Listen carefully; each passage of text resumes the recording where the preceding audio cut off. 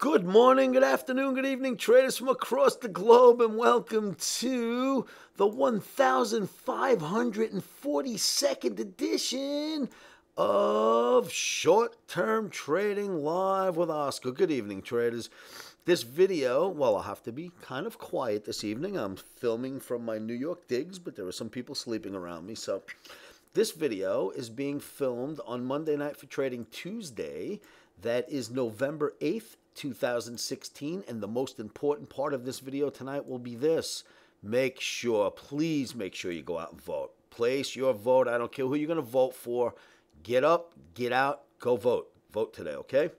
Traders, for trading on 11/08, we are not going to. Omni did not put out trades on Monday. Omni is not putting out trades on Tuesday. Omni is going to wait for the smoke to clear before it does anything, but there's a lesson in this chart. As we know, futures trading is extremely risky, causes substantial financial loss, is not suitable for all traders. You can really get hurt in this game. You must use stops. You must place them first. There are rumors out there that stops don't always work, and I have to say that there's some truth to that, but not much, because in my 9 years of trading electronic markets, I don't think I've ever seen a stop not get filled. So it does happen, but place your stops because the odds are good. They'll get you out of trouble. All right, traders, so for trading on 11/08, if you had to see what was going to happen, even though you're not going to trade, let me say this. I have been messing with the S&P since 1983.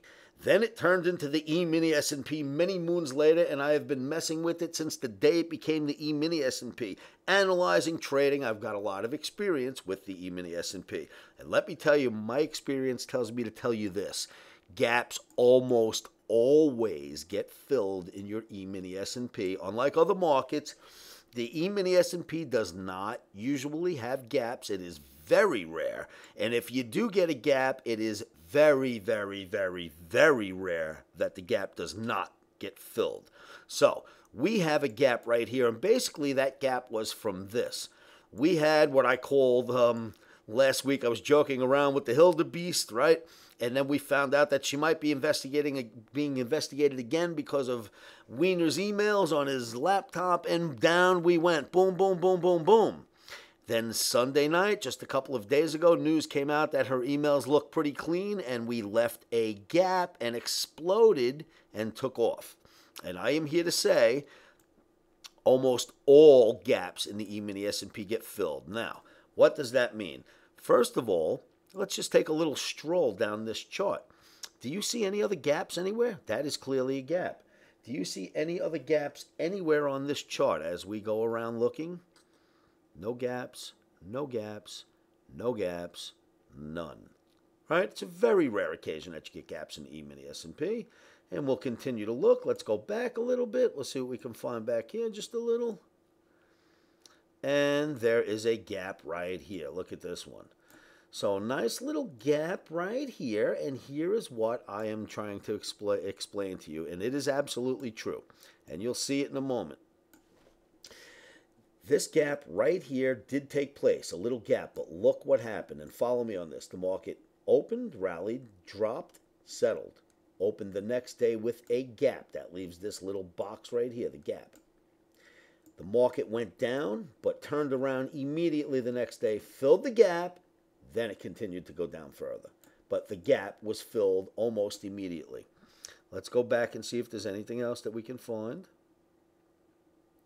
There is one more gap that I found. It is right here. Another gap. But you'll note the same thing happened. A little gap, yes, but there's a gap right there. The market went right back down to fill the gap almost immediately. Now, there are no other gaps on the chart. So these gaps absolutely do get filled in your E-mini S&P. I don't think there's much question about whether or not they're getting filled. They do get filled. So does it have to come back down and fill the gap? Absolutely not. Nothing has to happen, as this is a fine art, not a science, technical analysis. Should it come back and fill the gap? That is very customary of the E-mini S&P. Now, traders, if you recall in my last video on Saturday, I mentioned that this was basically our Brexit, And no matter who gets elected, we will take off after the election. Well, it appears that already started on Monday. It didn't even give us a chance for the election yet. We shall see. I say be very careful. Omni is not putting out trades for Tuesday. But if you are going to trade, keep the gap in mind, because remember, gaps almost always get filled in the E-mini S&P. Traders, that's what I wanted to show you. Please come on down to livewithoscar.com. Meet me in my free trading room. I am broadcasting to you from my New York digs. I'm up here with my dad. Hopefully I can make him well enough to come with me back to Las Vegas. In any event, Omnis will go out after the election Tuesday, after the results. Videos will go out. The room will run. All is business as usual. Just it happens from New York City.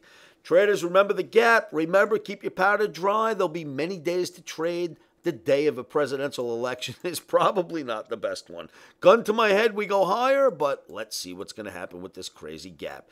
Traders, remember, keep your emotions out of trading. In my opinion, one of the best things you can do to help keep those emotions at bay is say this to yourselves every morning, every afternoon, every evening. And you know what that is. Stops are in. Nice and subdued. Emotions are out. Rock and roll, traders. I will see you all at livewithoscar.com.